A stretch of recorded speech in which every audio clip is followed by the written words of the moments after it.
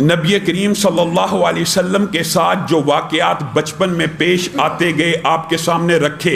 نبی کریم صلی اللہ علیہ وسلم کو بارہا زندگی کے اندر مختلف مشاہدات تجربات کا سامنا کرنا پڑا، جس سے نبی کریم صلی اللہ علیہ وسلم اس بات کو اخذ کر رہے تھے کہ یہ غیر معمولی واقعات ہیں، جن میں سے بہت سے واقعات آپ کے سامنے رکھے، بحیرہ راہب کا رکھا اور دیگر واقعات رکھے، یہاں تک کہ نبی کریم صلی اللہ علیہ وسلم کو زمانہ نبوت سے قبل، یعنی جبریل امین کی آمد سے قبل، ابھی چھوٹے تھے، خود بیان کرتے ہیں وہ پتھر جانتا ہوں جو مجھے سلام کیا کرتے تھے. یہ ایک حیرت انگیز بات تھی. نبی کریم صلی اللہ علیہ وسلم یہ مشاہدات کر رہے تھے.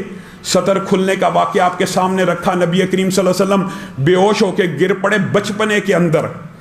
یہ واقعات آپ ان کو اخذ کر رہے تھے، اور خود نبی کریم صلی اللہ علیہ وسلم نے چچا عباس کو کہا تھا کہ مجھے سطر کھولنے سے منع کر دیا گیا، مجھے ایسا محسوس ہوتا ہے.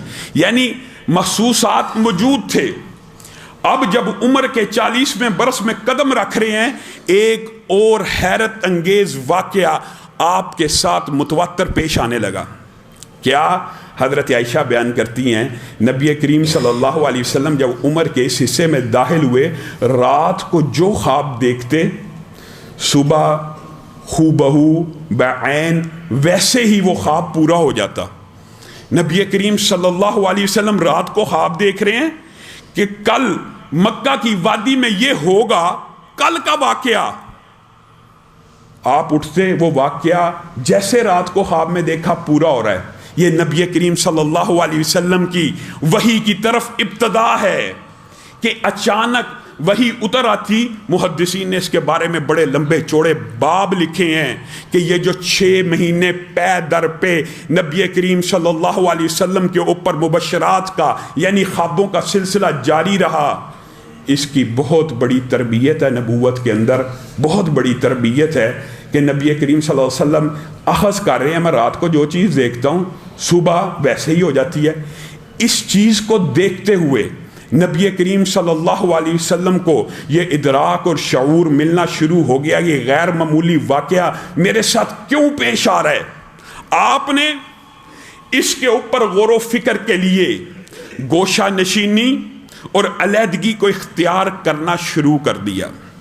ہماری یہ بات یاد رکھیے، اللہ معاف کرے، رہبانیت کی دعوت اسلام میں نہیں ہے کہ معاشرے سے کٹ کے رہا جائے، لیکن اس کی یہ بات بھی اس سے مراد نہیں ہے کہ انسان کبھی تنہائی میں ہو ہی نہ، انسان کبھی خلوت میں ہو ہی نہ، انسان کبھی اپنی پیدائش زمین و آسمان کی تخلیق کے بارے میں غور و فکر کرے ہی نہ. یاد رکھیے، یاد، جو بندہ ہر وقت سوشل رہتا ہے اور تنہائی کے اندر غور و فکر نہیں کرتا، اس کی اصلاح مشکل ہو جاتی ہے. ہر وقت انسان ایک سوشل اینیمل ہے، انسان ایک ایسا جاندار ہے جو گرد و نواح معاشرے سے تعلق بنا کے رکھتا ہے. اس کے اندر اس کے تعلق اچھے ہیں، وہ سمجھتا ہے لائف اچھی گزری ہے. یعنی گناہ و ثواب کا جو خیال ہے، اچھائی اور برائی کا، اگر انسان سوشل زندگی ساری زندگی گزارتا رہے، شاید اس کو وہ ادراک اور شعور نہ میسر آ سکے. اس لیے اسلام میں رہبانیت نہیں ہے، لیکن ایک ٹریننگ کا پیریڈ ضرور ہے.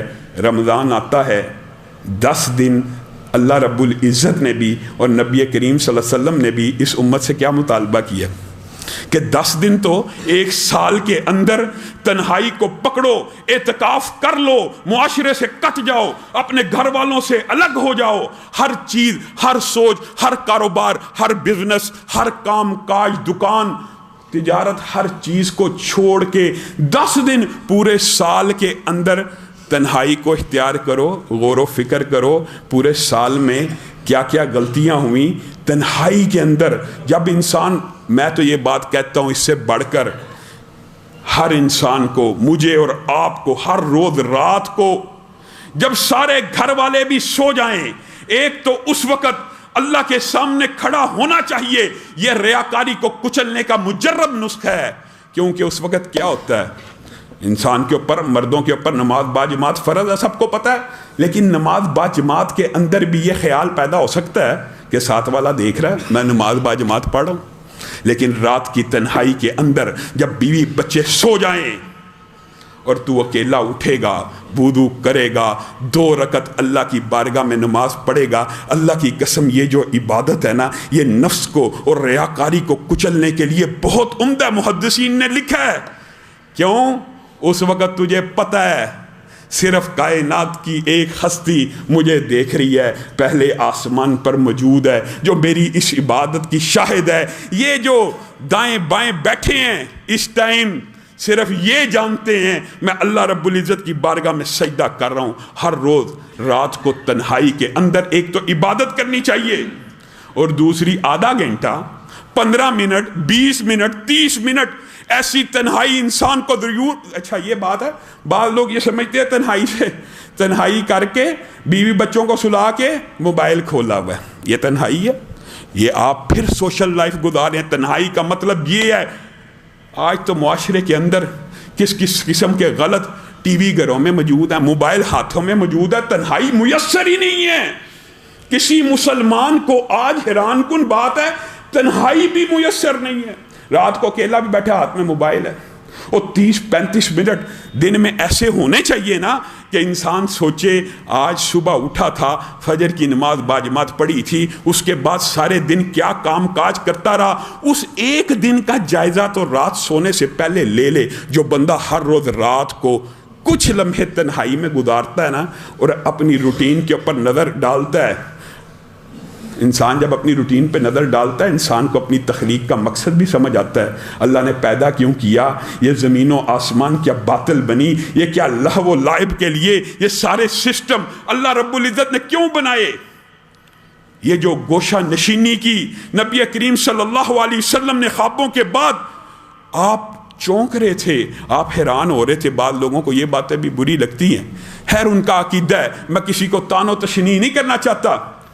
حدیث کی انٹرپریٹیشن کی جاتی ہے، جی نبی آپ یہ بڑے ظالم لوگ ہیں، یہ کہتے ہیں کہ جبریل امین 40 سال کی عمر میں آئے تھے اور اس وقت وہی آئی تھی۔ حدیث میں آتا ہے نبی کریم صلی اللہ علیہ وسلم تو اس وقت بھی نبی تھے جب آدم پیدا نہیں ہوئے۔ اب بتائیے اس حدیث کا یہ مفہوم نکالنا، اور زمین و آسمان کی پیدائش سے قبل یوم کتابت تقدیر کے اندر اللہ نے نبی کو نبی لکھا تھا، اس کے اوپر تو کوئی اعتراض نہیں۔ حدیث یہ بات کے اوپر اشارہ کر رہی ہے، حدیث یہ بات بتلا رہی ہے، حدیث میں واضح یہ بات موجود ہے کہ زمین و آسمان کی تخلیق سے قبل ابھی آدم بھی پیدا نہیں تھے ہوئے۔ اور بھی حدیثیں اس طرح کی ملتی ہیں کہ اللہ تعالیٰ سورت طٰہٰ اور یاسین کی تلاوت فرما رہے ہیں، یہ بھی حدیث ملتی ہے۔ یہ حدیث صحیح ہے کہ نبی کریم صلی اللہ علیہ وسلم کو اللہ نے زمین و آسمان کی تخلیق سے قبل ہی نبی لکھا تھا۔ نبی لکھا ہونا، نبی بنانا یہ الگ بات ہے، لیکن یہاں سے یہ اخذ کر لینا کہ ہزاروں سال قبل آدم کی پیدائش سے بھی پہلے نبوت بھی نازل ہو چکی تھی، جبریل امین بھی نازل ہو چکے تھے، وحی کا سلسلہ بھی جاری تھا نبی کا، جس میں اثر بھی موجود تھا۔ یہ باتیں یہ تصوف سے حذف کردہ خود ساختہ حدیث کی تشریحات، نبی کریم صلی اللہ علیہ وسلم جو بات کہیں وہی اوتھینٹک ہے۔ نبی کریم صلی اللہ علیہ وسلم حیرتوں اور اجابتوں کی یہ خوابوں کے احوال سے صبح ظاہر ہونے کی وجہ سے خلوت نشینی کو اختیار کرتے ہیں۔ کہاں پہ؟ سب کو پتہ ہے، غار حرا میں جاتے ہیں، اور جو بندہ غار حرا گیا ہو وہ حیران رہ جائے گا کہ مکہ کے آج بھی اگرچہ آبادی بڑھ چکی ہے، کیسی تنہائی کا مقام ہے، کتنی دور ہے۔ وہاں پہ کھڑے ہو کے اگر بندہ غور کرے، ارد گرد پہاڑ، انسان کی سوچ اور فکر آج بھی اگر وہاں پہ کھڑا ہو تو اس کو اس بات کی دعوت دیتی ہے کہ غور کر، اللہ نے تجھے پیدا کیوں کیا، تیری تخلیق کا مقصد کیا ہے۔ انسان غور و فکر میں مبتلا کب ہوتا ہے؟ جب انسان تنہا ہو۔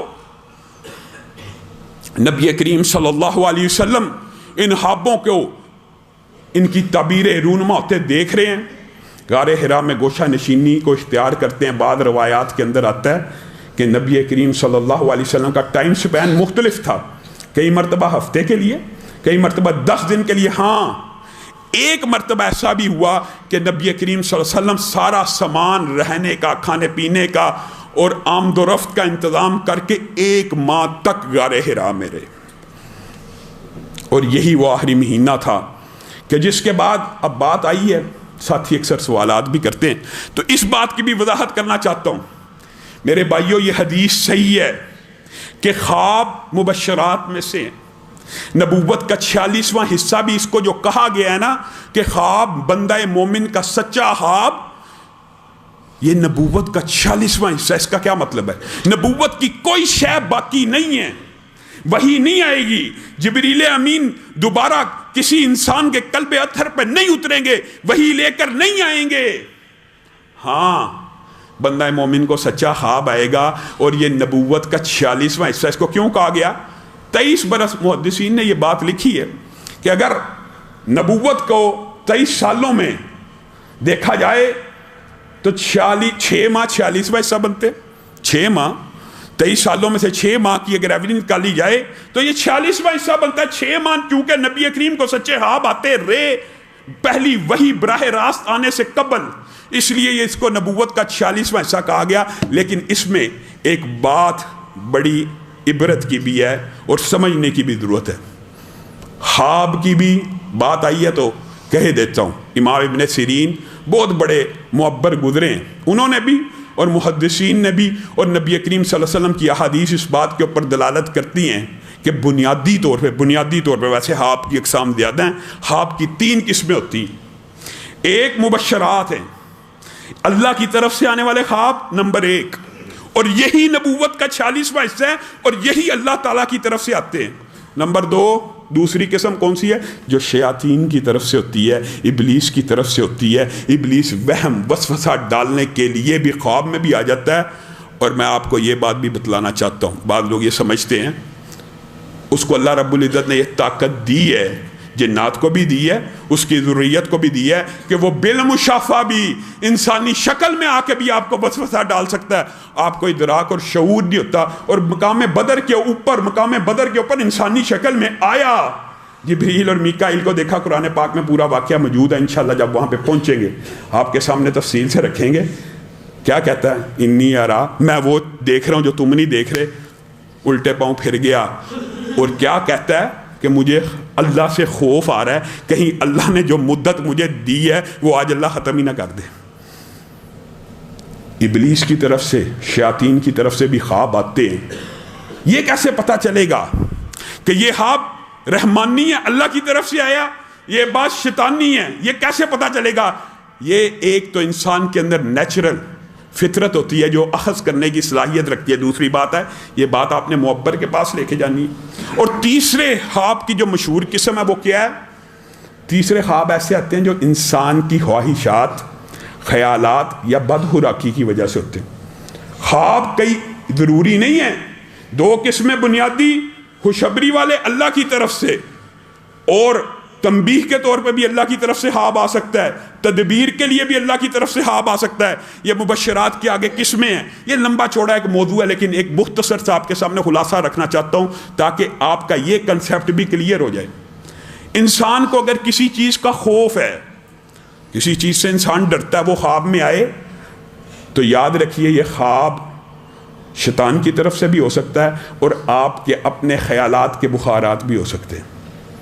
ان دونوں میں کیسے تمیز اور تقسیم کرنی ہے یہ پھر آپ کے خوف، احساسات اور جذبات کے اوپر ڈیپینڈ کرتا ہے. اور معبر آپ کو بتائے گا کہ یہ کیسے پتہ چلے گا یہ شیطان کی طرف سے یا بدخراکی کی طرف سے. جو بدخراکی یا انسان کے خیالات اور خواہشات کے خواب ہوتے ہیں، مثال دے رہا ہوں، ایک بندے کی خواہش ہے میرے پاس یہ آ جائے، جہاز آ جائے، پلازہ آ جائے. رات کو خواب دیکھ رہا ہے جہاز آ گیا، پلازہ آ گیا. یہ اس کی خواہشات خواب کے روپ میں آ گئی. یہ بالعموم کی بات کر رہا ہوں. اسی طرح انسان اگر کسی سے محبت کرتا ہے وہ خواب میں آ گیا، یہ اس کی خواہشات ہے. شیطان کی طرف سے بھی خواب آتے ہیں جس کے اندر وہ انسان کو گمراہ کرنے کی کوشش کرتا ہے. اور اس حوالے سے محدثین نے کتابیں لکھی. نبیوں کے خواب تو حجت ہیں. بتائیے کیا امتیوں کے خواب حجت ہیں؟ یاد رکھیے کوئی ایسا خواب جس کے اندر آپ کو شریعت کے خلاف حکم دیا جا رہا ہو، شریعت کے خلاف حکم دیا جا رہا ہو، وہ خواب کبھی رحمانی نہیں ہو سکتا، وہ خواب شیطانی ہے. واضح شیطانی خواب پہچاننا دلیل کیا ہے؟ شریعت کے خلاف حکم آ رہا ہے. معاذ اللہ ایسے ایسے امت میں بے وقوف لوگ گزرے ہیں. خواب آیا کہ بیٹے کی گردن پہ چھری کو چلا دو، وہ بندہ اٹھا اس بدبخت کو علم ہی نہیں کہ یہ نبی کا خواب مبشرات میں سے تھا ابراہیم کا. اس نے سوچا شاید میرے اوپر بھی اللہ تعالیٰ نے یہ وحی کر دی ہے. اس نے بچے کی گردن پہ چھری چلا دی, معاذ اللہ. یہ خواب شیطانی ہے. آپ کو یہ ساہیوال کے, سرگودے کے اور پاکستان کے اندر اس طرح کے واقعات ملے ہوں گے. پیر کے پاس جاؤ, آپ کو پتا اس پیر نے 30 اپنے مریدوں کو ذبح کر دیا. ان کو خواب آیا تھا کہ پیر تمہیں ذبح کرے گا اور زندہ کر دے گا. یہ خواب روحانی ہو سکتا؟ یہ خواب جس کے اندر خلاف شریعت اعمال کا حکم دیا جا رہا خواب آئے. چاہے یہ بات بھی یاد رکھیے, امام ابن سیرین نے یہ بات بھی لکھی ہے. یہ اس کے اندر تمیز کرنا بڑا مشکل ہو جاتا ہے کئی مرتبہ. ہاں یہ بات حقیقت ہے کہ ابلیس لعین شیطان خواب کے اندر بھی نبی محترم کا روپ اختیار نہیں کر سکتا, لیکن انسان کو یہ مغالطہ ضرور دے سکتا ہے کہ میں ایک نیک بزرگ ہوں, یا انسان کے کان میں کسی چیز کی پھونک مارے. کتنے کتنے بڑے اولیاء نے اپنی کتابوں میں یہ واقعات لکھ چھوڑے ہیں. ہاں بھائی, کیا خواب آئی ہے جی؟ آج خواب میں آواز آئی ہے اللہ کی طرف سے کہ اللہ نے تیری نمازیں معاف کر دی ہیں, آج کے بعد نہ پڑھیے. اللہ کی طرف سے آب آ سکتا ہے؟ یہ شیطان کی آواز آئی ہے تجھے, یہ شیطان کی آواز آئی. ہاں بھائی, داڑھی منڈوا لے, شادی ہو جائے گی. یہ اللہ کی طرف سے خواب آئی ہے, یہ شیطان کی طرف سے خواب آئی ہے. ہاں رب رحمان کی طرف سے بھی خواب آتی ہے, اور اللہ کی طرف سے جب خواب آتی ہے نا, ان کے کچھ مقاصد ہوتے ہیں. ایک خوشخبری, ایک ڈرانا, ایک تدبیر کرنا, ایک صدقہ کرنا. اور نبی کریم صلی اللہ علیہ وسلم نے کہا جب خواب آ جائے جس سے تم ڈر جاؤ اور چاہتے ہو کہ اس خواب کی تعبیر ظاہر نہ ہو, اس کے بھی کلیے موجود ہیں. معبروں کے پاس چلے جاتے ہیں, زبردستی جی تعبیر بتائیں, تعبیر بتائیں, تعبیر بتائیں, تعبیر بتا دیتا ہے. پھر وہ تعبیر جب تک بتائی نہ جائے معلق رہتی ہے. یہ بھی احادیث میں نکلتی ہے بات, بتا دی تو وقوع پذیر ہو جاتی ہے. کس طرح دیا کرنی ہے, کتنی آسان بات ہے. کروٹ لو, اعوذ باللہ من الشیطان الرجیم, شیطان لعین کے شر سے پناہ مانگو, 3 مرتبہ دائیں ہاتھ کی طرف تھتکارو. تھتکارنا اور تھوک پھینکنے میں ایک فرق ہوتا ہے. وہ کیا ہے؟ تھوک معدے سے آتی ہے, اور تھتکارنا کہتے ہیں جو لعاب زبان کے اوپر ہی موجود ہو اس کو تھتکار دیا جائے, بس معدے کے اندر سے تھوک نہیں لانا. الٹے ہاتھ کے اوپر, پھر نفل پڑھ کے, پھر صدقہ کر کے انسان ایسے خواب جن سے فیل کرتا ہو. اور یاد رکھیے خواب یہ حدیث ہے مولوی کی, کسی فقی مفتی کی بات نہیں ہے. ہمیشہ اپنے مخلص ترین دوست کو اور بہترین عالم کو بتانی چاہیے. وجہ کیا ہے؟ کوئی حاسد, کوئی نکمہ, کوئی نلائق یا جاہل ہوگا نا, تیرے خواب کی اگر تعبیر کر دے گا تو بعض اوقات اللہ رب العزت خواب کی تعبیر اسی طرح وقوع پذیر کر دیتے ہیں. حضرت یوسف کا اگر آپ پورا چیپٹر پڑھیں, وہ خوابوں کے ماہر تھے, وہ معبر تھے. اللہ تعالیٰ نے ان کو یہ علم بخشا تھا کہ جو بندہ خواب دیکھتا وہ یہ بات بھی جج کر لیا کرتے تھے کہ یہ خواب احلام میں سے ہے, یعنی خیالاتی ہے, نفسانی ہے, خواہشات میں سے ہے, یا اللہ کی طرف سے ہے, یا تدبیر کے لیے. آپ نے دیکھا ہوگا تقدیری خواب کی بھی تعبیر حضرت یوسف نے بتلائی. تقدیری خواب بھی تو آیا تھا نا کہ یہ وقوع پذیر ہونا ہے. ایک کو سولی لگ جانی ہے, اس نے خواب دیکھی تھی میرے سر کے اوپر پرندہ روٹیاں کھا رہا ہے. حضرت یوسف نے کہا تو سولی پہ چڑھ جائے گا. دوسرے نے خواب دیکھی تھی کہ میں شراب کو نچوڑ رہا ہوں. حضرت یوسف نے کہا تو بادشاہ کا ساقی بنے گا, اس کا خدمت گزار بنے گا. آپ کے سامنے ایک اور خواب بھی دیکھی تھی. اس کا مطلب ہے خواب صرف تنبیہ, آئندہ آنے والے واقعے کی خبر نہیں ہوتی, تدبیر کے لیے بھی آتی ہے بندہ مومن کی. کیا خواب تھی وہ آپ سب کو پتا, مشہور واقعہ. 7 بڑی گائیں چھوٹی گائیں کھا رہی ہیں. حضرت یوسف نے اس کی تدبیر بیان کی. تدبیر یہ ہے کہ تم 7 سال کھیتی جو نکلے اس کو سٹاک کرو, اگلے 7 سال تنگی کے آنے والے ہیں. تو خواب کے اندر کوئی اور سلسلہ باقی نہیں ہے. یہ بات یاد رکھے, 2 باتوں سے آپ نے بچنا ہے. وحی کا کوئی سلسلہ امت کے اوپر باقی نہیں ہے, کوئی سلسلہ سوائے سچے خوابوں کے. یہ جو سارے صوفیوں نے باتیں بنائی ہیں یہ من گڑت ہیں. کشف ہو جاتا ہے, پردے اٹھ جاتے ہیں. ان کے پردے اللہ معاف کرے, پھر ہم کہیں گے تو گستاخی کے الزامات لگا لیتے ہیں. ان کے پردے شیاطین اٹھاتے ہیں. اللہ کی طرف سے نہیں ہو سکتا، کیونکہ نبی کریم صلی اللہ علیہ وسلم نے فرما دیا کہ وحی کے سلسلوں میں سے صرف سچے خواب باقی ہیں، باقی یہ جو کشف کی کہانی ہے، وحی کے سلسلے، فرشتوں کی آمد جامد ابھی بھی جاری و ساری ہے، یہ سب جھوٹ ہے۔ ایسے ایسے سوشل میڈیا پہ آپ کلپ اٹھائیں، معاذ اللہ دعویٰ کرنے والے موجود ہیں، نعوذ باللہ بندہ کیا کہ جی میکائیل بھی میرے ماتحت ہیں، نعوذ باللہ اسرافیل بھی میرے ماتحت ہیں، فرشتے ہمارے گھر بھی آتے ہیں، یہ کیا سلسلہ؟ سب جھوٹ، کذب بیانی۔ کیونکہ ہاں بعض لوگ ایسے بھی ہیں کہ انہوں نے کہا اس طرح نہیں، چونکہ عقیدہ لوگوں کا اب مضبوط ہو گیا ہے کہ جبریل وحی لے کے نہیں آئے گا، انہوں نے خواب بھی گڑھ لیے۔ یاد رکھیے یہ بات بھی یاد رکھیے، سچا خواب جس بندے کو آ رہا ہے اس کے لیے کوئی دلیل حجت ہو سکتا ہے، لیکن میرا خواب آپ کے لیے حجت شرعی نہیں ہے، کیونکہ میں اپنی طرف سے گھڑ سکتا ہوں۔ میں کہوں میں نے خواب دیکھا یار آپ یہ کام کرو، آپ کے اوپر وہ حجت شرعی نہیں ہے۔ اگر خواب میں کام کروانا مقصود تھا تو اس بندے کو آ جائے گا، ہاں مشورہ دیا جا سکتا ہے۔ یہ صرف سچ جھوٹ کی وجہ سے کہہ رہا ہوں، کیونکہ سچ جھوٹ کا کیسے فیصلہ کیا جائے گا؟ لوگوں نے معاذ اللہ یہاں تک خواب سنا دیے کہ نبی کریم صلی اللہ علیہ وسلم آئے تھے، انہوں نے کہا تھا کہ مجھے ٹکٹ دیا جائے۔ معاذ اللہ نبی کریم صلی اللہ علیہ وسلم کو ٹکٹ کی ضرورت ہے پاکستان آنے کے لیے، آپ مجھے اپنے ادارے میں ٹھہرانا اور پھر مدینہ کی واپسی کی بھی ٹکٹ دینا۔ معاذ اللہ یہ خواب کسی امتی کے کسی دوسرے کے لیے حجت نہیں ہے، یہ جھوٹ کا ایک دھندا اور کاروبار خوابوں سے چلا ہوا ہے۔ آپ نے یہ بات بھی سمجھنی۔ آگے چلیے، نبی کریم صلی اللہ علیہ وسلم وہ جو آخری ماہ ہیں اس کو ختم کرنے کے قریب ہیں۔ بعض روایات کے اندر مختلف ایام کا ذکر ہے، پہلے آپ کے سامنے رکھا، مختلف روایات ہے، ایک ماہ کا طویل عرصہ بھی ہے، اور بعض محدثین نے لکھا ہے یہی وہ عرصہ ہے کہ اچانک حضرت جبریل امین علیہ السلام انسانی شکل کے اندر نبی کریم صلی اللہ علیہ وسلم کے سامنے نمودار ہو گئے۔ اب بتائیے ایک آدمی، ایک انسان افضل الخلائق ہیں، مخلوقات میں سب سے اعلیٰ و افضل ہیں، ہمارا عقیدہ ہے، لیکن اچانک اس تنہائی کے اندر، اس گوشہ نشینی کے اندر، مکہ سے دور فاصلے میں اچانک ایک انسان ظاہر ہو جائے تو انسان کے دل کی دھڑکن بے ترتیب ہو جاتی ہے کہ نہیں ہوتی؟ اگر ہم یہ بات کہتے ہیں ہمارے پر گستاخی کے الزامات لگتے ہیں۔ یہ حدیث میں موجود ہے، نبی کریم خود بیان کر رہے ہیں، اچانک آئے، مجھ پہ گھبراہٹ طاری ہوگی، کون ہے؟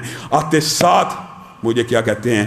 اور یاد رکھیے سید قطب نے، عقیدے کا اختلاف ہونا ہو سکتا ہے، لیکن اللہ کی قسم کیا عمدہ منظر کشی کی ہے، اور حقیقت بات ہے، سچ بات ہے، بغیر مبالغے کے تاریخ انسانیت کا سب سے اعلیٰ، سب سے افضل، سب سے محیر العقول واقعہ اگر کوئی ہے تو یہ ہے تاریخ انسانیت کا سب سے عظیم واقعہ، جس وقت رب تعالیٰ نے انسانوں کی رشد و ہدایت کے لیے مکہ کے در یتیم کو چنا، اور اللہ رب العزت براہ راست اپنے کلام کو ایک انسان کے اوپر اتارنے کا ارادہ فرما رہا ہے۔ کس لیے؟ میری اور آپ کی ہدایت کے لیے، میری اور آپ کی رہنمائی کے لیے۔ اللہ کی قسم یہ اتنا عظیم الشان واقعہ ہے، یہ اتنی عظمت والے لمحات ہیں کہ اللہ رب العزت نے اس عظمت کو امت کو دینے کی خاطر کہا۔ یہ جس رات نازل ہوا نا، یعنی جس دن پہلی وحی آئی تھی، جس رات کو اس قرآن پاک کی ابتدا ہوئی تھی، اس رات کی عبادت 1000 مہینوں سے افضل ہو گئی۔ یہ وہ رات ہے، یہ اتنی عظیم کتاب ہے کہ جس کی ابتدا انسانی تاریخ کا سب سے عظیم واقعہ اقرا، کیا کہا؟ پڑھیے۔ نبی کریم صلی اللہ علیہ وسلم نے فرمایا میں پڑھنا نہیں جانتا۔ جبریل امین نے آپ کو گلے سے لگایا، آپ کو خوب اچھی طرح اپنے سینے سے لگایا، بھینچا، 3 مرتبہ یہ واقعہ ہوا، اقرا۔ نبی کریم بار بار کہہ رہے ہیں کہ میں پڑھنا نہیں جانتا، اور میں کیا پڑھوں؟ میرے سے کس چیز کا مطالبہ کر رہے ہو؟ کہا اقرا بسم ربک الذی خلق۔ کتنا عظیم واقعہ انسانی تاریخ کا، پڑھیے اس بابرکت نام کے ساتھ جس نے آپ کو تخلیق کیا. اقرا بسم ربک الذی خلق خلق الانسان من علق اقرا وربک الاکرم الذی علم بالقلم علم الانسان ما لم یعلم. کتنی عظیم اللہ تعالیٰ نے بات بتلائی ہے. اب یہاں پہ رکیے، غور کیجئے. یہ قرآن پاک آپ کے سامنے موجود ہے. اقرا سورت کہاں پہ ہے؟ 30ویں پارے میں ہے کہ نہیں؟ آخر میں ہے. قرآن کی ابتدا اقرا سے کیوں نہیں ہو رہی؟ اللہ کی قسم اس وجہ سے نہیں ہو رہی کہ نبی کریم نے کہا نازل تو پہلے ہوئی ہے لیکن رکھی آخر میں جائے گی. نبی کی حدیث، نبی کی بات، نبی کا قول، نبی کا فرمان ہی حرف آخر ہے.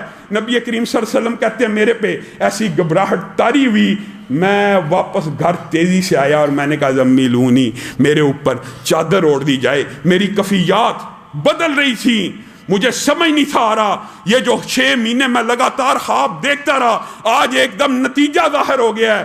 اللہ رب العزت نے براہ راست ایک فرشتہ بیچ کے انسانی شکل میں میرے سے کلام کر لیا. نبی کریم صلی اللہ علیہ وسلم کو کمبل بھی دیا گیا اور حضرت خدیجہ ورقہ بن نوفل کے پاس بھی لے کے گئیں. نبی کریم صلی اللہ علیہ وسلم نے ایک الفاظ حضرت خدیجہ کو کہے کہ مجھے اپنی جان کا خطرہ پڑ گیا ہے. یہ الفاظ کیوں کہ یاد رکھیے، جو بندہ آج بھی 1500 برس گزر چکا ہے نبی کریم صلی اللہ علیہ وسلم کو، آج بھی جو بندہ اللہ کی طرف بلائے گا اس کی جان کو خطرہ ہے. آج بھی جو بندہ دین کی طرف بلائے گا، نبی کی طرف بلائے گا، قرآن و سنت کی طرف بلائے گا، اس کی جان کو خطرات لاحق ہوں گے. یہ رستہ ہی ایسا ہے، اس کی مخالفت ہوگی. یہ ممکن نہیں ہے. پہلی بات ہی جب نبی کریم صلی اللہ علیہ وسلم نے کہا نا مجھے تو اپنی جان کا خوف لاحق ہو گیا، تو حضرت خدیجہ نے کیسا مرہم رکھا، کلا واللہ لا یحزیک اللہ ابدا انک لتصل الرحم وتکسب المعدوم وتحمل الکل وتقری الضیف وتعین علی نوائب الحق.